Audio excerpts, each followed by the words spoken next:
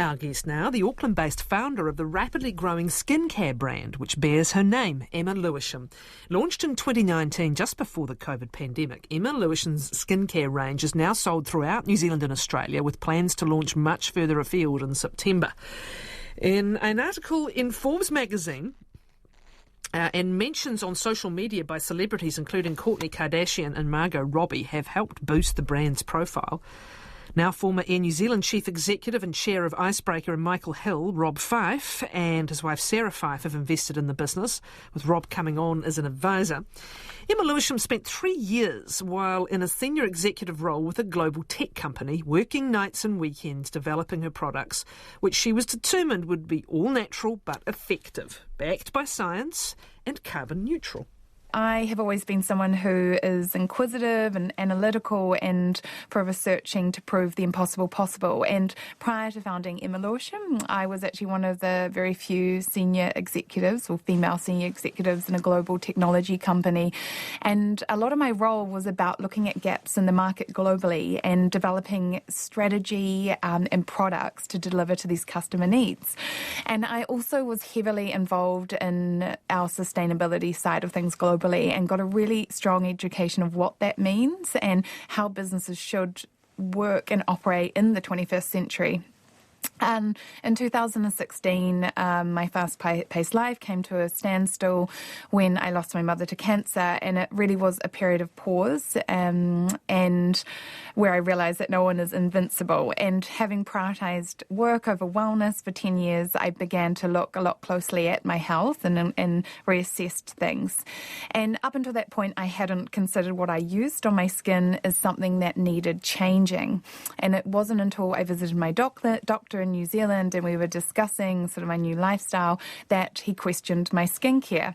And I was using a product to combat hyperpigmentation, was a very common skin issue for women, with the active ingredient hydroquinone. And my doctor informed me that firstly, our skin is our largest organ, so we do need to think about what we put on it in terms of our overall health, and that secondly, that particular ingredient is highly controversial for human health. It's actually banned in the UK and Japan and Europe, but unfortunately not banned currently in New Zealand, and advised not to use it.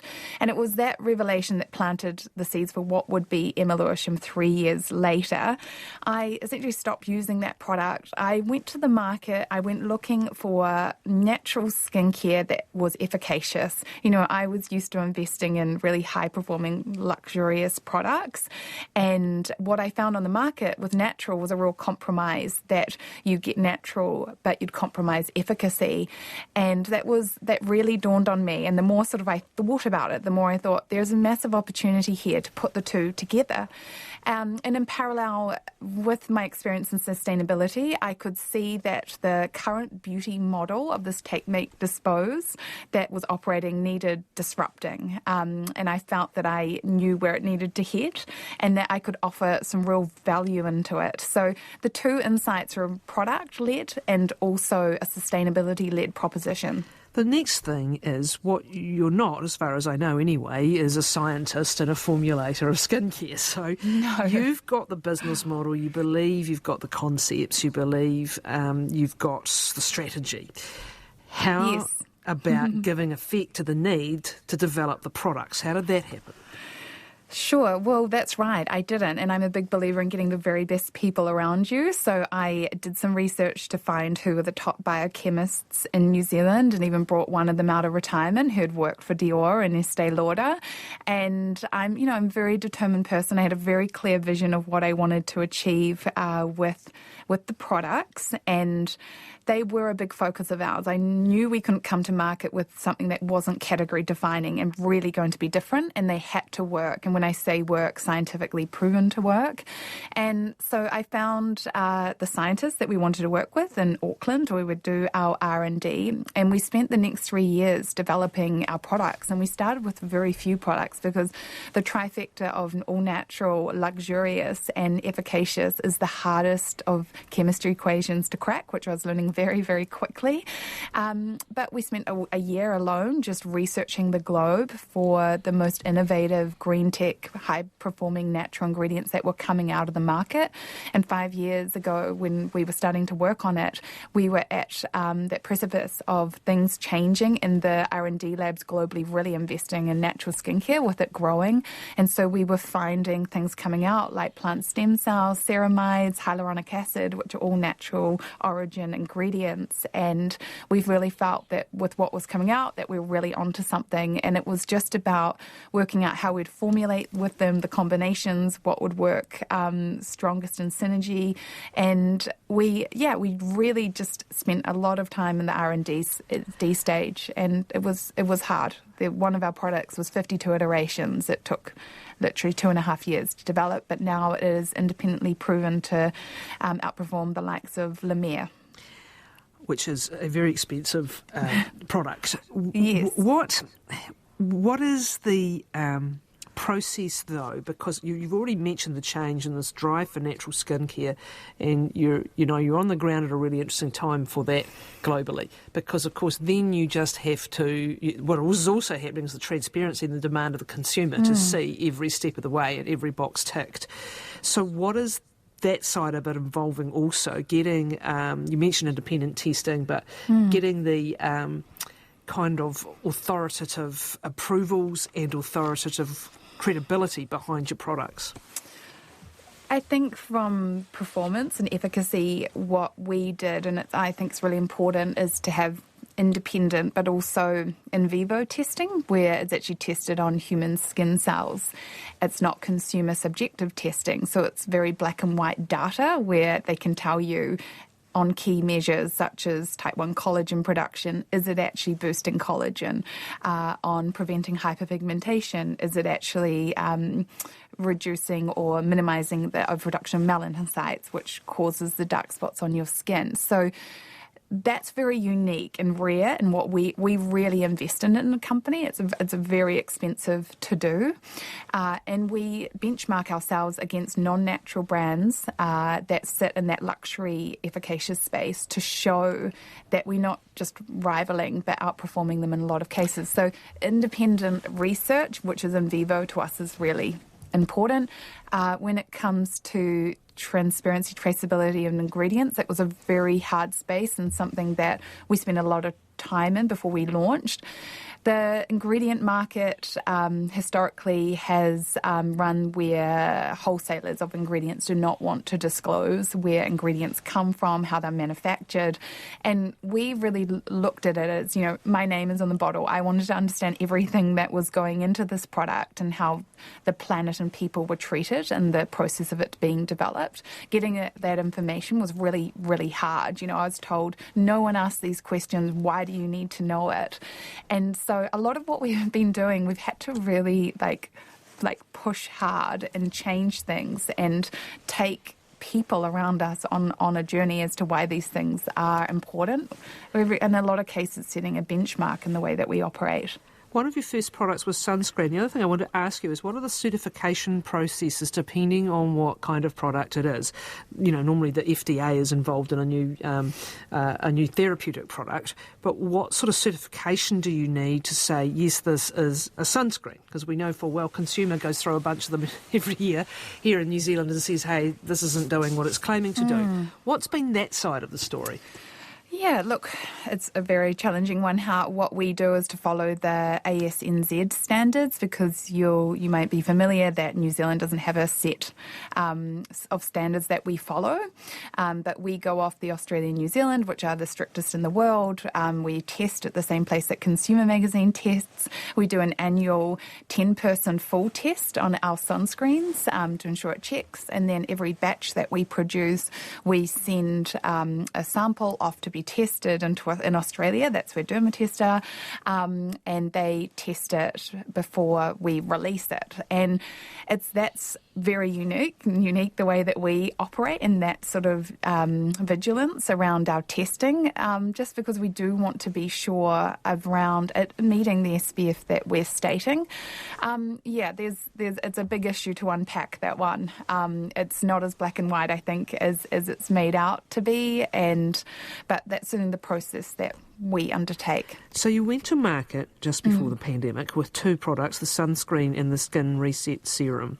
And what was the launch process there? Because this is another thing. You've already invested a lot of money in getting to this point. Now you go to market and you need to get some money coming in, and you need to build your place in the market. Yes. What happened in 2019 and then into 2020? Yeah, that's right. So we have really thought about how we were going to launch as a business before launching. We always knew we were going to focus first on New Zealand, Australia, and go deep into those markets and have strategies that are very specific to those markets. So we were not spreading ourselves thin, and I believe with focus you can get the results. And also each market does take a different go-to-market strategy. We invested right up to when we launched, but continue to invest in marketing and PR to raise awareness of the brand, and particularly in the PR space to get across our unique proposition and what we had to offer. So there was a lot of investment in those areas initially. I think what we found is that our products are really excellent and people loved them and still love them. And the reason we believe we got such a tipping point so quickly, because we have been grown so quickly, we're one of the fastest, ever growing New Zealand skincare brands, is people talked about our products and the results that they were seeing. And also, we, as I talked about, we really identified there was a gap in the market for a natural brand that was efficacious and also had a real sustainability proposition to offer that was unique. So that word of mouth was powerful. I think you've had some pretty, and this can happen overnight, impactful celebrity endorsement as well. And just explain how that happens, because this is interesting, this influencer space. Was this a case where you pay an influencer, or is this a case where someone who's really famous and has got a gazillion followers likes your stuff? It was a mix. We worked with some ambassadors, but they were typically ones that had found out about the product, used it, and reached out to us. And we said, sure, give it a go. And if you love it, let's talk about working together. There was a lot of cases where celebrities were picking it up and buying the products themselves and then talking about it within their media interviews, which were global ones, like Phoebe Tonkin on Harper's Bazaar in America. And there were posts online of Margot Robbie using the product and talking about it. So there was a mixture. We were really lucky, though, for some of those real global household names to pick up the brand and start mentioning it, and that really is powerful. So is getting yourself into a major chain or department store, and how did the David Jones move happen? So we were 6 months in, so we were the youngest brand that they've ever taken on, and it was in the middle of COVID. At this point, there was only one full-time person, and that was myself, and I was working from home in our home office. It was pretty minimal, and we get the call up from David Jones, middle of COVID, and just to say that they'd seen the brand, they're really impressed. People are asking for it in Australia, and they wanted to be first to take us, and that really created a big tipping point for us in Australia. It's very iconic department store, as you know, and it really got us taken seriously over there. So it happened really quickly from there.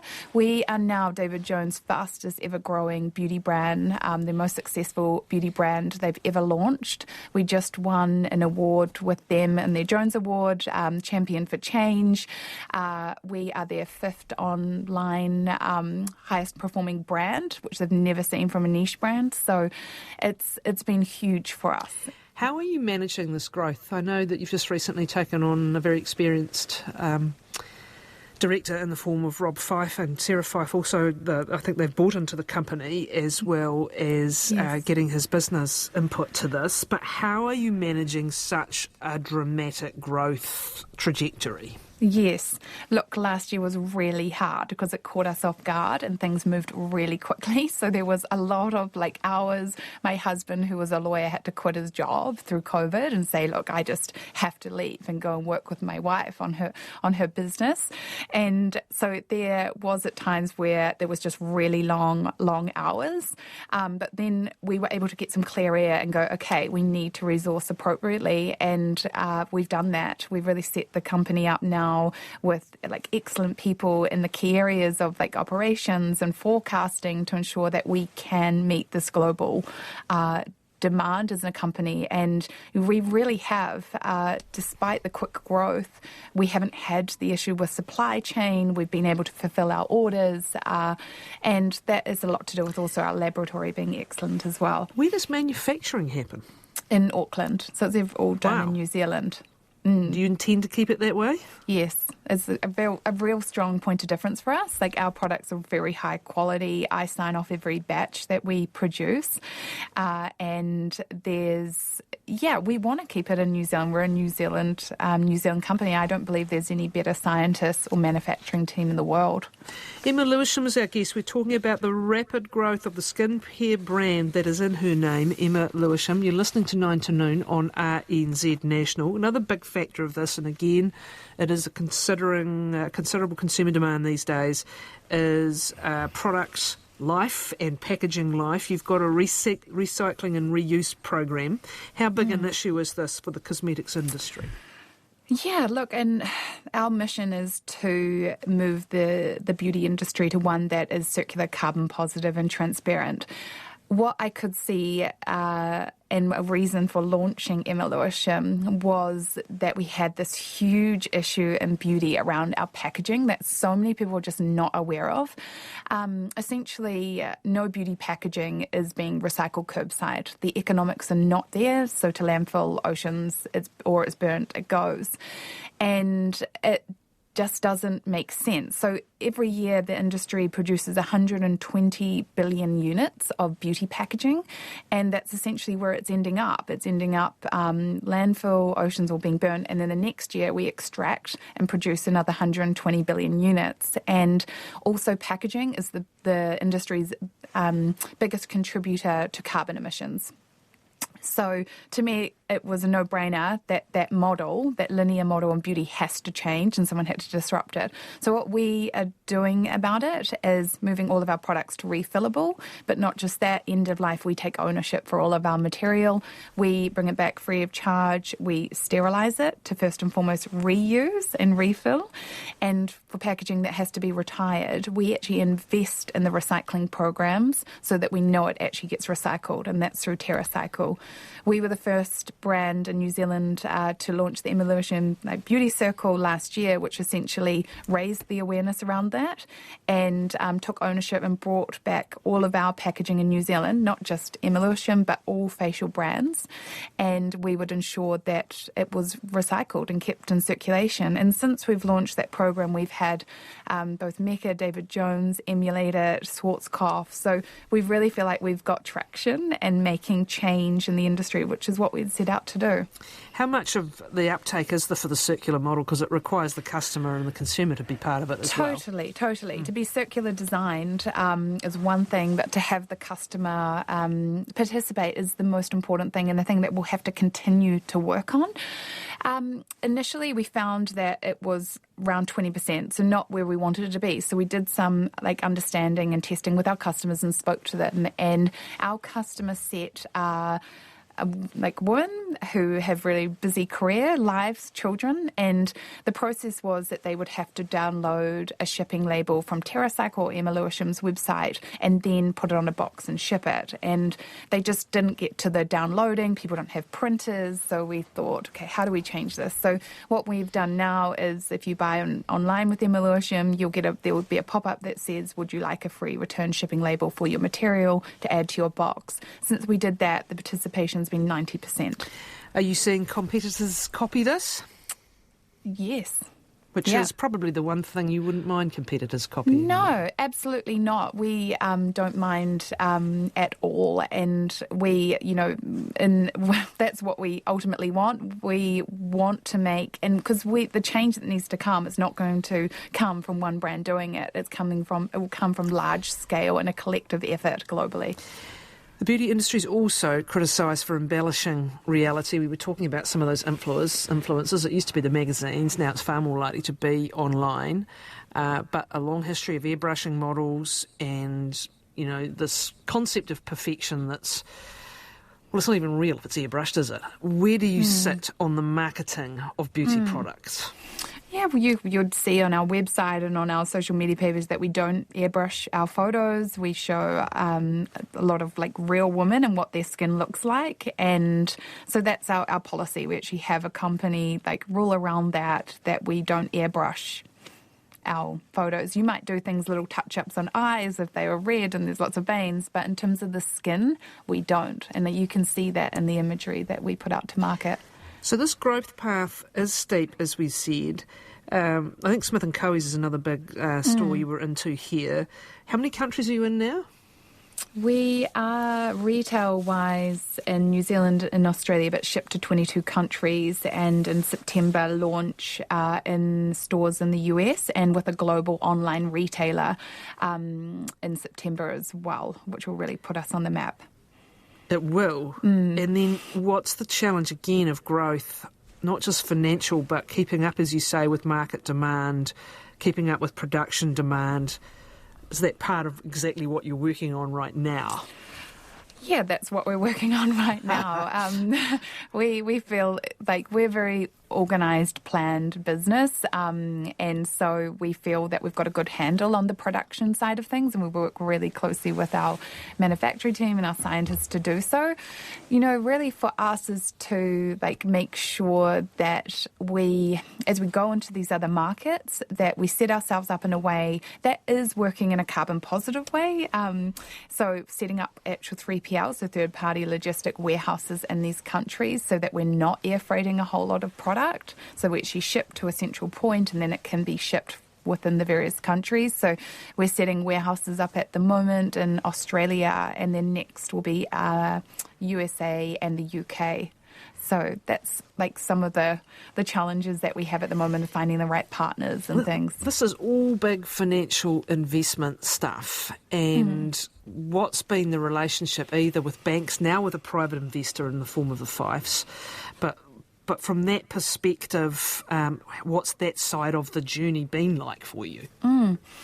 From the start, we didn't have an investment. My husband and I invested, and we took some loans to launch the business, and we managed things really carefully in terms of cash flow from the start, and we quite quickly were in a fortunate position of being profitable and being able to put that money back into the company for growth. So that's being able to be profitable in your first year of business is incredible.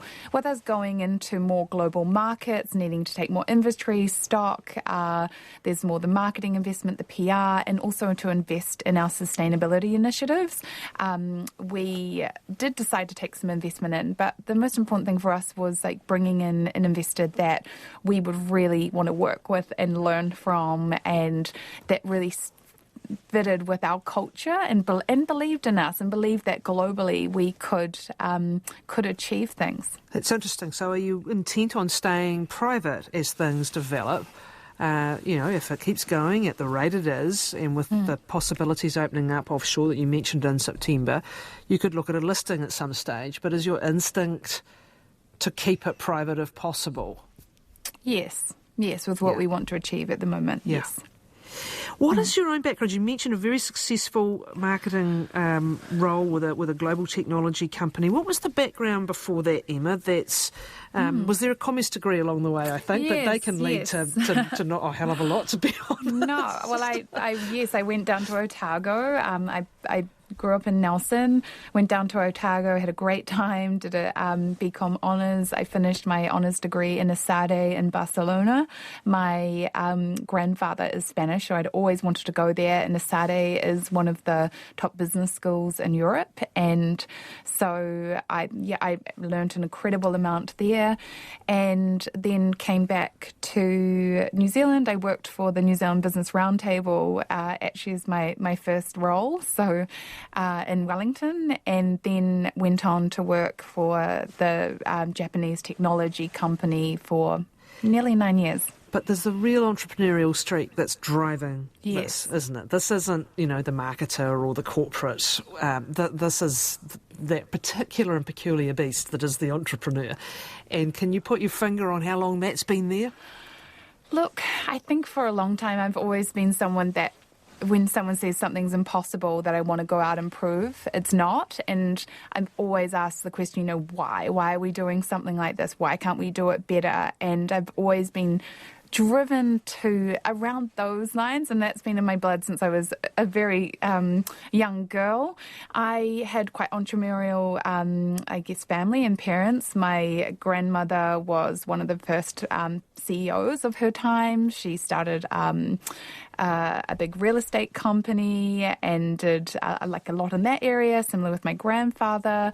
So I had strong entrepreneurial people around me as well in my family, and strong female leaders around me, and my mum and my grandmother. So, and I've always been brought up to believe, nothing was impossible and nothing needs to hold you back in life if you believe in it, to really just go for it. Is it fun? I mean, it's damned hard work, but are you having fun? I am having fun. I'm loving that. Yes, commercially it's going great, but we're making such a difference in the industry, and that gives me and my team such purpose, and that is really fun when we can see things moving and change and competitors copying us, and I love that part. And I really love beauty, and the industry is so fascinating and dynamic, and I'm really passionate about it. So yes, it is fun. At times. I'm not going to lie. Yes. Emma Lewisham there of the skincare company that bears her name, a rapidly growing skincare brand, Emma Lewisham.